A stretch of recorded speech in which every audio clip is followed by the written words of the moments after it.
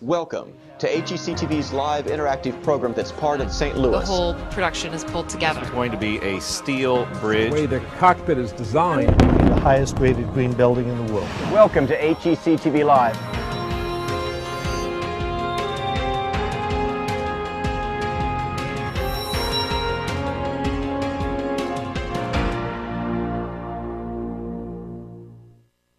Welcome to the campus of Washington University and Edison Theater located on that campus for tonight's opening night presentation of HECTV Live, Metro Theater Company's production of The Giver.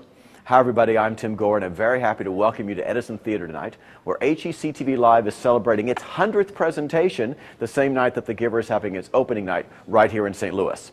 We've had the opportunity to work with the staff from Metro Theater Company and Edison Theater for the entire fall part of 2010, doing all sorts of student programs related to The Giver. We've had the chance to have a conversation with Lois Lowry, the author of the novel, meet members of the cast, the director, designers, and tonight we're going to give you the chance to see a little bit of what we experienced over the fall as you see some excerpts of those previous programs, and also learn more about the production.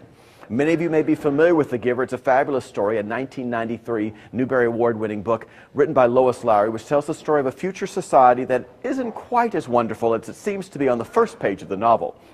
It's the story of a young man, Jonas, and his growing up, the changes that he goes through as he realizes what is true about his society, and about a wonderful teacher, the giver, who helps him make perhaps the most important decision he would ever make in his life.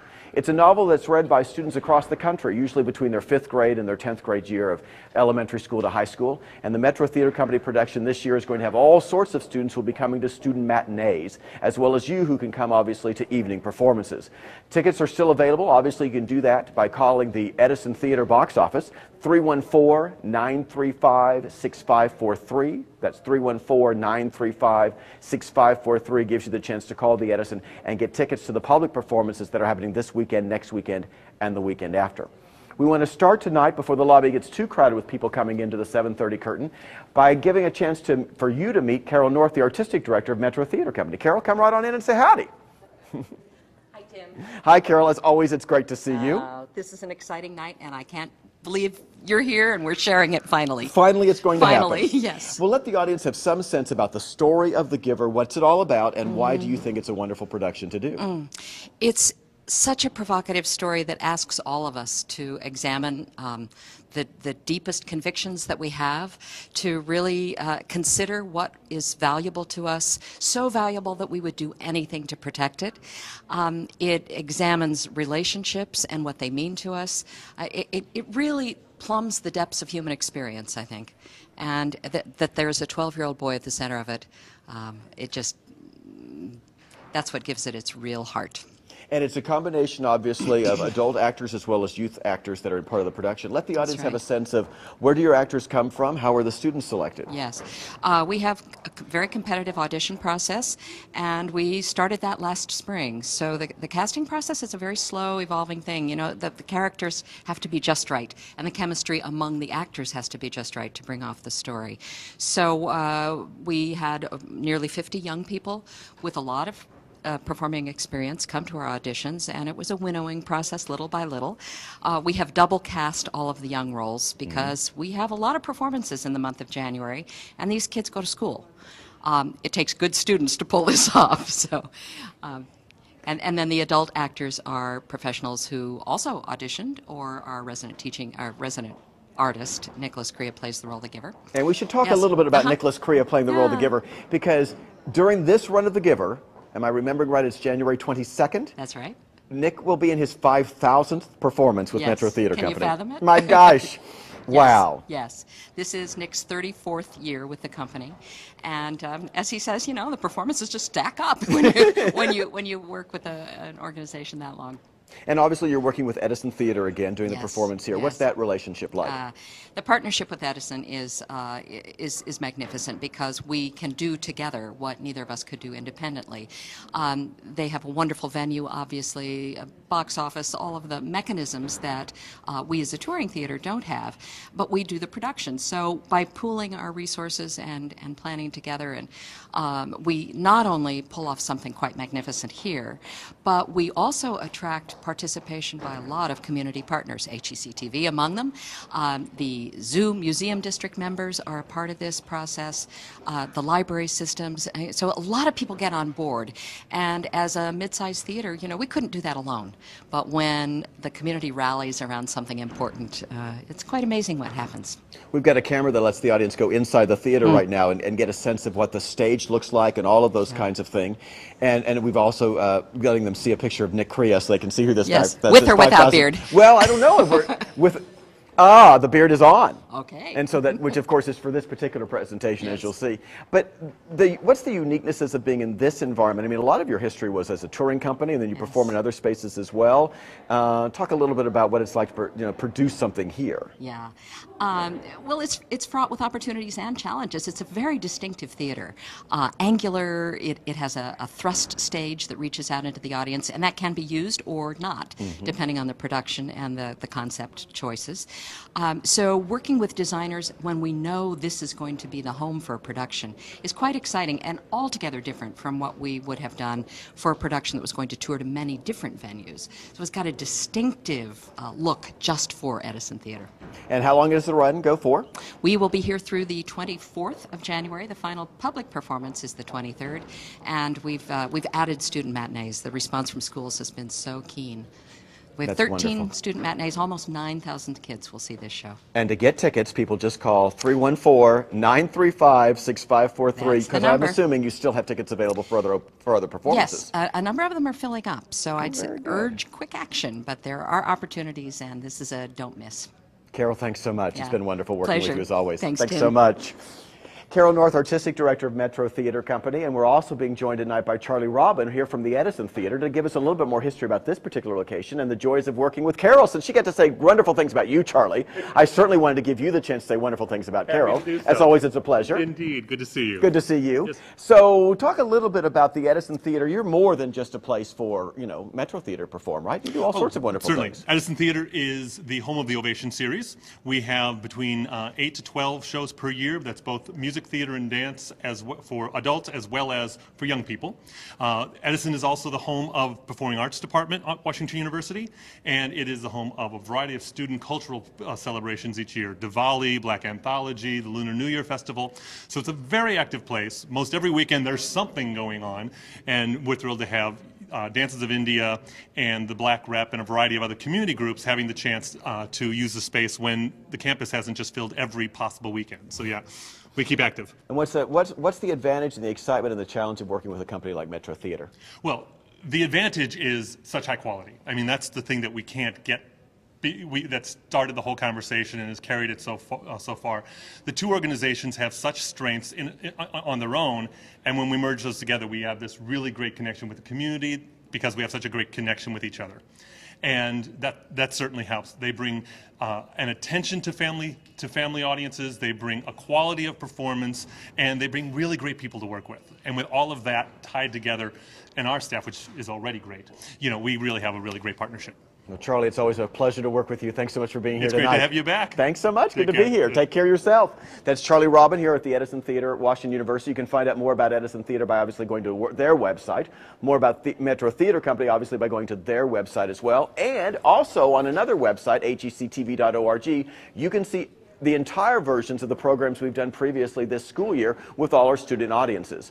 Our first show that we did as part of that organization with Metro Theater was a conversation with Lois Lowry. Lois Lowry is the author of the novel, and we had the opportunity to connect her to students across the country, 17 different states, plus places in Canada and the Caribbean, as well as students who came right here to the campus of Edison Theater and interacted with her here.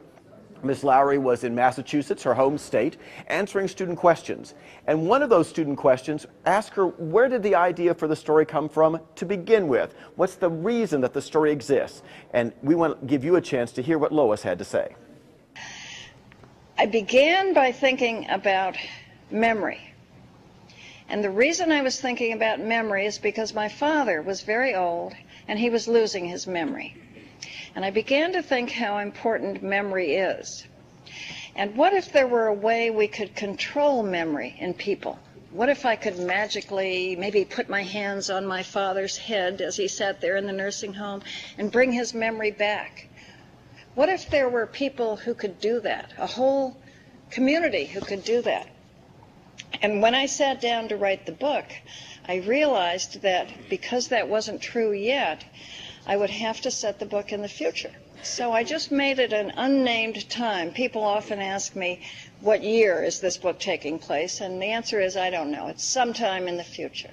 But it's a time when technology has developed to the point where they can actually control human memory. It was wonderful to have the chance to speak with Lois.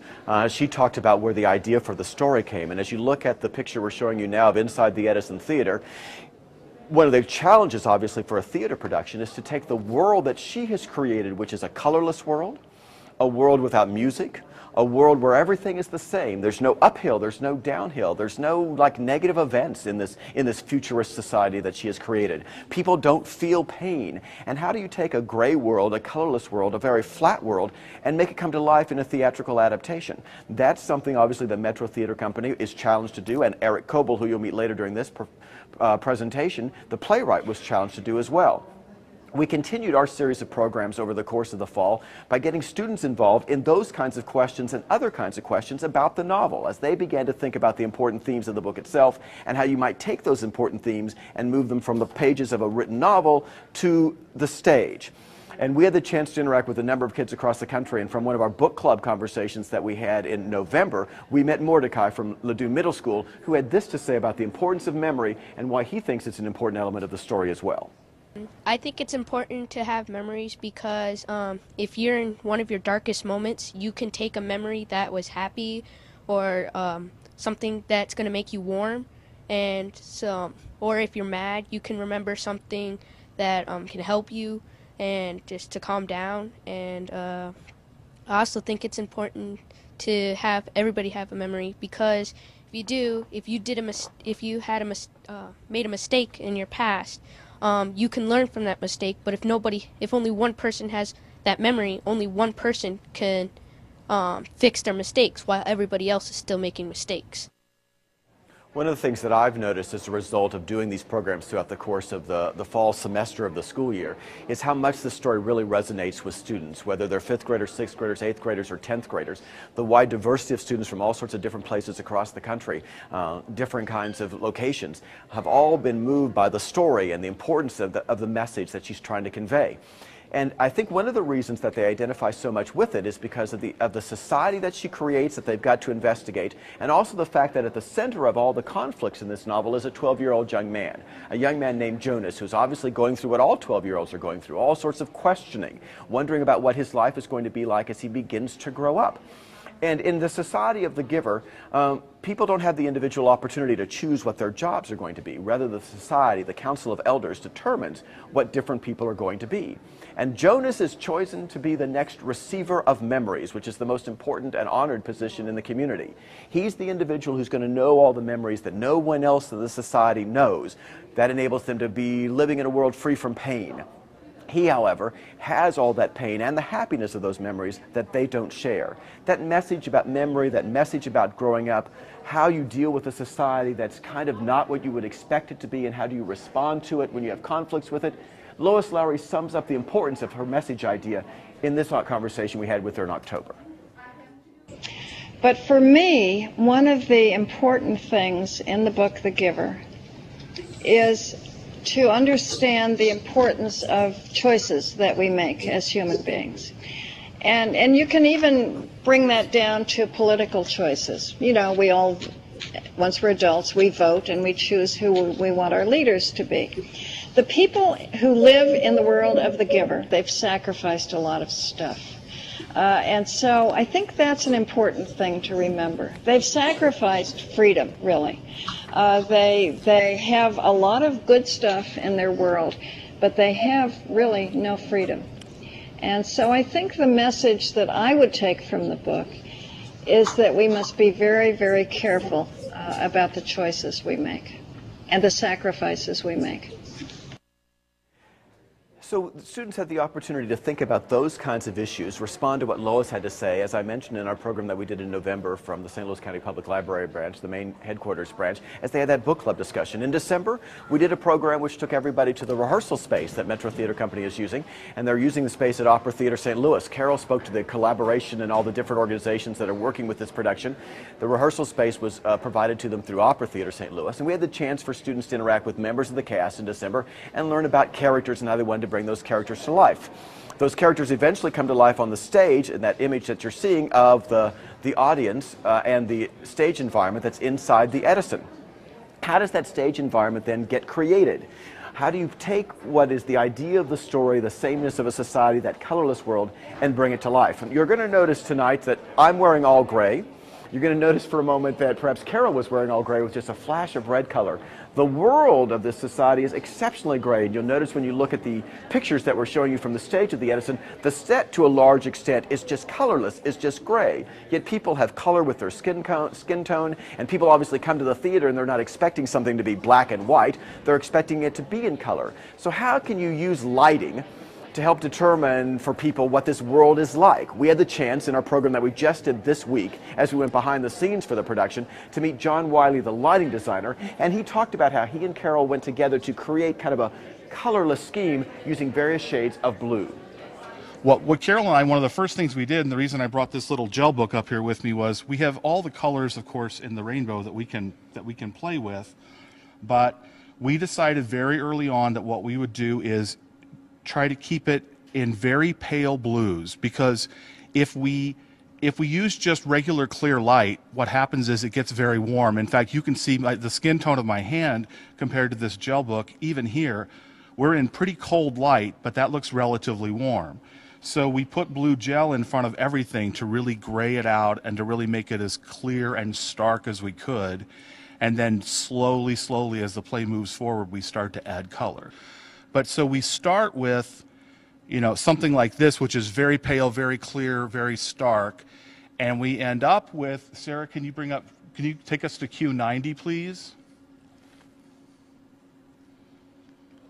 We end up with, as you can see here, I think on the site, with the rainbow effect. I'm not sure how much you can all see that, but so we go from almost no color at all to really super saturated color. Very interesting to have a conversation with John. He talked about the fact that in a lot of instances, he thinks of lighting as just an opportunity to complement the show. Obviously, it's not the major element, but in this instance, with this kind of production, lighting became exceptionally important because it helped establish the mood of the story, it helped establish location for the story, and it helped establish the different changes that Jonas, the main character in the story, is going through as he begins to realize that he's not exactly the way that other people in his society are. He begins to see flashes of color, to understand things in ways that he didn't think before. And he wonders how that happens, and all sorts of lighting effects occur throughout the show which demonstrate that.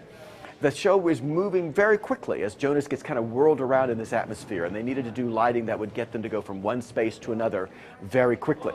An essential element of the story is, of course, the transfer of memories that the giver, played by Nicholas Kryah, is providing to Jonas. And lighting helps make a real difference for the audience to help them begin to visualize those memories as they begin to move into Jonas's head. And John Wylie talked to us about how lighting affects the ability of the audience to get those memories in mind. Carol said to me early on that we see the play through Jonas's eyes. So, which was really important for me as a hook to the show. There are times when, if anybody really analyzed it and said, "Is Jonas really?" they might have a moment of a lack of clarity. Mm-hmm. But so we tried to do everything as if Jonas was seeing it, and in each of these cases for the first time. So sometimes it's a lighting template with a color that comes in. There are moments just as we progress through. Sarah, could you bring up channel 102 for me? I don't know if you'll be able to see the color change in the room here, but we have one group of color that's just a warm that makes this a lot warmer. And Sarah, take that now. Release that. Take that back out. So I think I can see it on the TV there. You can see the change in color. Yeah, right. Definitely. And so very slowly, when Rosemary arrives, we add some color in, but step by step, from the first time we see the giver through the finale of the play, we add more and more warmth in here. Thank you, John Wylie. It was great to interact with him earlier this week. You'll notice, of course, that more and more people are coming into the lobby area. Curtain every night is at 7:30, which might be unusual for you in terms of theater. A lot of theater starts at 8, but this production starts at 7:30. It's a very family-oriented production. It's one that you can certainly bring your children to. And one of the great things when you get the program, you're going to find at the end of the program, you're also going to find some suggestions for continuing the conversation about the play with your family. So as you're driving home from the theater, or you have a conversation once you get home, or at the breakfast table the very next morning. The production lasts about 70 minutes, so it starts at 7:30 and you'd probably be out of here by 8:45 or so. An excellent opportunity then to chat with your children about the issues that are raised by the novel. People begin to fill the lobby because they're going to go into the house that opens at 7. Lighting, of course, is not the only technical element that helps bring this society together. An exceptionally important element is the costumes that everybody wears. Lou Bird is the costume designer for this production, and he talks about how he designed the costumes to help create the atmosphere and the mood for the story. These look very kind of clinical, sterile, almost kind of like uniform oriented to me. And was that a thought you were after? Yeah, that was one of the things I think that Carol and I really wanted to try to get across with the clothing. In the book, I know there's certain progressions, like when you're a certain age you get buttons, and when you're older you get something else. But the script seemed to kind of emphasize the sameness of everything, and so everybody kind of has a look that is very similar. The adults have something that's a little bit different, and people who are younger have something a little bit different, but that there is a sameness to everything and that it is kind of a uniform. The other thing that was very important to Carol was that they be able to move. And also, she wanted a hood on everything so that they could become other things or other people or something like that. So that would kind of help disguise what they were at points if we needed that as well. Put the costumes and the lights and the set together, and this colorless world of The Giver indeed does come to life in ways on stage that you might not expect when you begin to read the novel. We had the chance this week to have a couple of scenes of the play performed on stage, so you get an idea of how all those costumes come together, all those lights come together, and what the actors are doing. The scene we're going to give you an excerpt from today is between the Giver, played by Nicholas Kryah, and Jonas, who's double cast throughout this production. And it's a transfer of memory. Let's look at that scene now. The Giver is an interesting character in that, in some ways, he's an ideal teacher. He doesn't teach. He allows the student to learn, so there are lots of tools to use to do that. I think my least used tool is intimidating. I mean, look at the room. It does the work for me, you know, and the robe, you know, so I just have to stand there in front of it. But he's testing Jonas.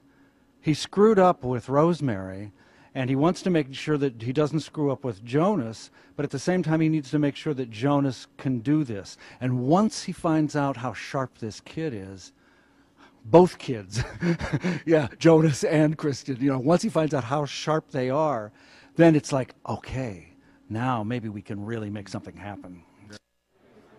That, of course, was Nicholas Kryah, the actor performing The Giver, giving you a little bit of idea about his character. Now that you know a little bit more about his character, let's go to that scene where he and Jonas interacts and see how that situation goes as you see the play performed. It's not fair. Explain. It's not fair that nothing has color. If everything's the same, then there aren't any choices. I want to wake up in the morning and decide things. A blue tunic or a red tunic. I mean, I know it's not important what you wear, Yes, but it's the choosing that's important, isn't it? Yes. My baby brother. No, that's inaccurate. The new child that my family takes care of. Gabriel. He's grabbing toys and he's really cute. And wouldn't it be great if we could hold up things that were bright red or bright yellow and he could choose? Yes, he might make wrong choices. Oh. Well, that would matter later, wouldn't it? Not safe. Definitely not safe.